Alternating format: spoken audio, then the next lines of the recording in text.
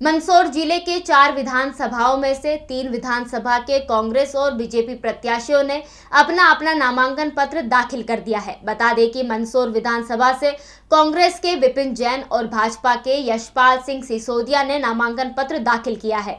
मल्हारगढ़ विधानसभा से कांग्रेस पार्टी से परशुराम सिसोदिया ने अपना नामांकन पत्र दाखिल किया। प्राप्त जानकारी के अनुसार भाजपा से प्रत्याशी जगदीश देवड़ा 30 अक्टूबर को अपना नामांकन पत्र दाखिल करेंगे। इसी के साथ गरोठ विधानसभा क्षेत्र से कांग्रेस के प्रत्याशी सुभाष सोजतिया ने अपना नामांकन पत्र दाखिल किया है। मंदसौर विधानसभा क्षेत्र से कांग्रेस पार्टी के प्रत्याशी विपिन जैन ने दलोला से अपने हजारों समर्थकों के साथ वाहन रैली निकाली और कहा कि यदि मैं विधायक बना रहा तो मंदसौर जिले को हिंदुस्तान की नंबर 1 विधानसभा बना दूंगा।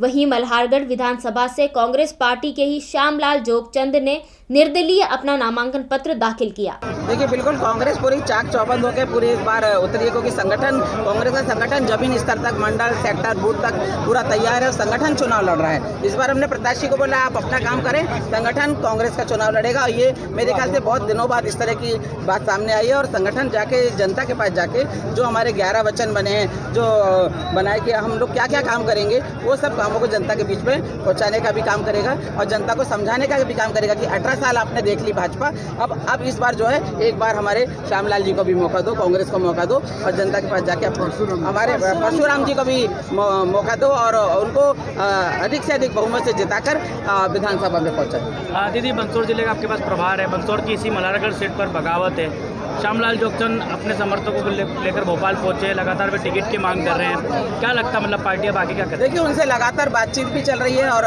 बातचीत भी वो अपनी बात बार बार को कि संगठन के रूप में भोपाल में जाके कहने जा रहे हैं, आज भी गए हैं। उनको बात कहने का पूरा हक है, परंतु मुझे पूरी उम्मीद है कि संगठन इस बार एक समिति बनी है कि जो समझाइश भी दे रहे हैं, बता भी रहे हैं कि भाई टिकट अब हो चुका है और आपको आगे आने वाले समय में कांग्रेस की सरकार बनेगी, आपको कहीं ना कहीं हम उस तरीके से हम आपका ध्यान रखेंगे। तो इस बार पहली बार ऐसा हो रहा है कि यदि कहीं भी बगावत है उसको रोकने के लिए कांग्रेस संगठन कवायद। सोशल मीडिया खबरों के मुताबिक श्यामलाल जोगचंद ने साफ कर चुका है अगर टिकट नहीं मिलेगा फिर भी निर्दलीय चुनाव लड़ेंगे। देखिए, अभी आने वाला समय बताएगा, क्योंकि अभी सतत बातचीत भी चल रही है, मेरी भी बातचीत चल रही है और हम लोग भी उनके पास जा रहे हैं। मेरी तो अक्सर बातचीत चल रही है और उनकी बातचीत वरिष्ठ लोगों से भी चल रही है, परंतु अब मुझे लगता है कि जो टिकट हो चुके हैं कांग्रेस की, वो वही जो है वही रहेंगी और आने वाले समय में वही चुनाव लड़ेंगे। मान जाएंगे श्यामलाल? देखिए, आप श्यामलाल की बात करें, वो भी मानेंगे। आगे उनसे उस तरह से समझाइश की जा रही है। बड़ी कमेटी बनी है, उसमें दिग्विजय सिंह जी भी हैं, काफ़ी सारे लोग हैं जो उन लोगों से जो भी हम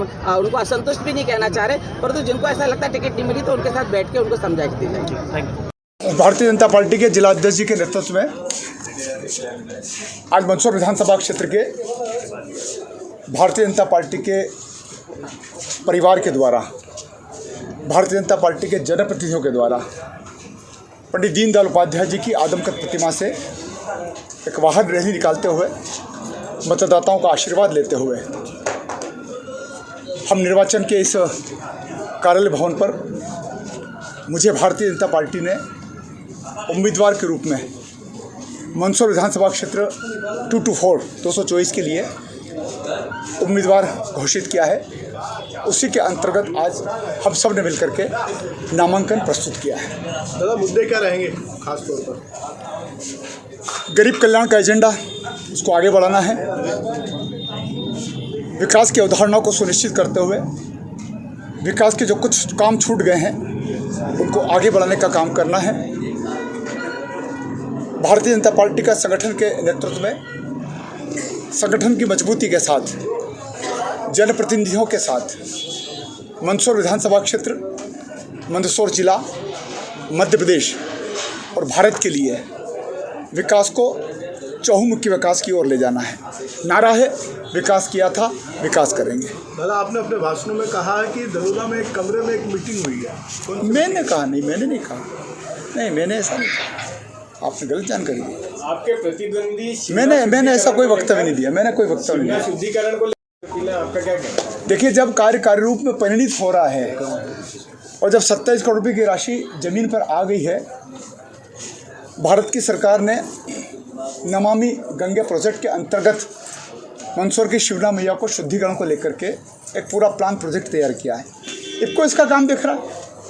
एक फिल्टर प्लांट बनेगा, और तब जब काम कार्य रूप में परिणत होते दिखलाई पड़ रहा है तो कांग्रेस को तो विकास दिखेगा भी नहीं, क्योंकि जिस मार्ग से चल करके वो भी फॉर्म भरने आए हैं, जिस भवन में उन्होंने फॉर्म सबमिट किया है, जिस भवन के सामने कलेक्ट्रेट का नया भवन है, ये सब विकास है। अगर मैं आपके सामने चर्चा कर रहा हूँ, सामने मुझे बिल्डिंग दिख रही है तो करीब 250-300 करोड़ रुपए की मेडिकल कॉलेज दिख रहा है। तो विकास के मायने में कांग्रेस की आदत है, इनको विकास दिखता भी नहीं और विकास पछता भी नहीं है, इसलिए जो विकास होता है उसकी कटु आलोचना करते हैं।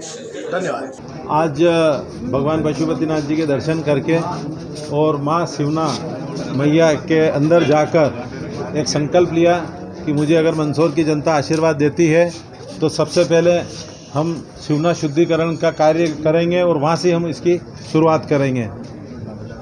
भैया, जिस तरीके से भ्रष्टाचार की बात आती है, कांग्रेस कहीं का भ्रष्टाचार को मिटाने की बात कर रही है, अगर आप विधायक बनते तो आप किस तरीके से इसको देखेंगे? देखो, मैं आपको स्पष्ट कहता हूँ, न तो कोई मेरा ठेकेदार रहेगा, न कोई दलाली रहेगी, न थानों से बंदी रहेगी। सिर्फ और सिर्फ विकास कार्य करना है और मंदसौर को हिंदुस्तान की नंबर 1 विधानसभा बनाना है। मंदसौर की मुख्य योजनाएं क्या है, किस चीज़ को लेकर आप? देखिए, मंदसौर में रोजगार के लिए बहुत आवश्यकता है, तो हम इस टाइप से कुछ उद्योग लाने का प्रयास करेंगे तो यहाँ के लोगों को रोजगार मिले। और माँ शिवना का कायाकल्प करना, ये तो हमारा सबसे पहला उद्देश्य है। इसके अलावा यहाँ पर एक गुराजा देदा में एक शहीद पार्क है जो वीरान पड़ा है, जिसे श्याम सुंदर जी पाटीदार ने जब वो मंत्री थे तब बनाया था। और अभी 2 अक्टूबर को गांधी जयंती के दिन में वहाँ गया था तो मैंने देखा उसकी बड़ी दुर्दशा है। तो 40 बीघा के करीब वो ज़मीन है, उस पर वहाँ एक बहुत अच्छा पार्क बनाएंगे। मंदसौर की जो पार्किंग की समस्या है उसको ख़त्म करेंगे और ये जो बार बार रोड बनाते हैं इसको बंद करेंगे। जो भी निर्माण कार्य होगा, ये जो भी डेवलपमेंट होगा वो स्थानीय होगा और ऐसा होगा कि लोगों के मन को भाए, न कि लोगों के आंखों को खटके। जब यशपाल जी चुनाव लड़े थे तो उनके साथ वो भी तो पहली बार के ही थे और मैं कोई चुनौती नहीं मानता हूँ। और 5 साल का मेरे सरपंच का कार्यकाल पूरी भारतीय जनता पार्टी पे भारी। पर हमने हमारा एक विधानसभा स्तरीय वचन पत्र भी तैयार किया है, वो अति शीघ्र आपको जो है उपलब्ध करा दिया जाएगा मीडिया के साथियों को। वो वचन पत्र हम गांव-गांव में उसका वितरण करेंगे। और जो प्रमुख मुद्दा है हमारा मल्लारगढ़ विधानसभा में जिस प्रकार से भ्रष्टाचार चरम सीमा पर है, उस भ्रष्टाचार को उजागर करने का काम हम लोग करेंगे।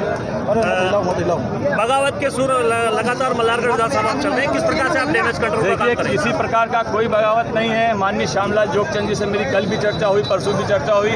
हम लोग हर रोज हम चर्चा कर रहे हैं और माननीय श्यामलाल जोगचंद जी ने कोई निर्दलीय फॉर्म नहीं भरा। मैं मीडिया के सभी साथियों से कहना चाहता हूं, उन्होंने फॉर्म भरा है, उसमें INC लिखा है। जैसे ही हमारा B फॉर्म जमा होगा, उनका फॉर्म स्वतः ही निरस्त हो जाएगा और हम दोनों मिलकर और जितने भी हमारे कांग्रेस पार्टी के जितने नेता और जितने हम सब टिकट मांग रहे थे, सारे के सारे मिलकर चुनाव लड़ेंगे और आने वाली 17 तारीख को माननीय जगदीश देवड़ा जी को यहाँ से घर भेजने का काम मल्लारगढ़ क्षेत्र की मेरी आम जनता करेगी। पार्टी ने आपको बी फॉर्म दे दिया?